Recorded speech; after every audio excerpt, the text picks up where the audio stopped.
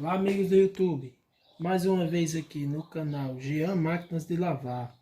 Trago hoje para vocês uma máquina da Electrolux de 8,5 kg, a LAC 09.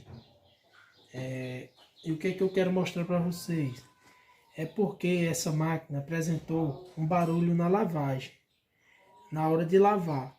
Aí eu fui desmontando ela, já tirei cesto fora. Tirei a parte de baixo da proteção do motor já, desmontei correia, tá aqui a correia, certo? Porque eu fui desmontando até achar onde é que estava o piado.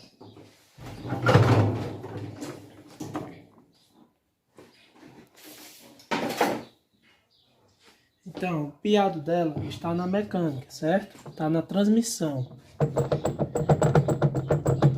Esse piadinho aqui, ó.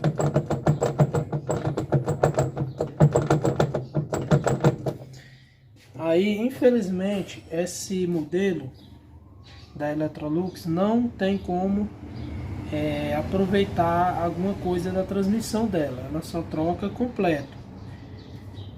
A gente compra o mecanismo completo.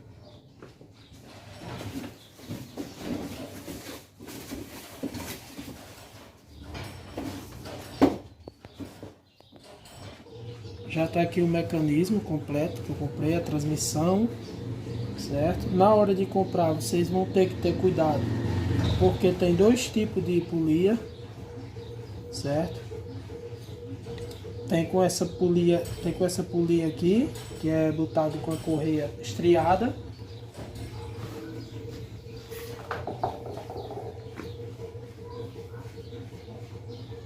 E tem o outro tipo, certo? Então, às vezes, não é nem culpa do vendedor.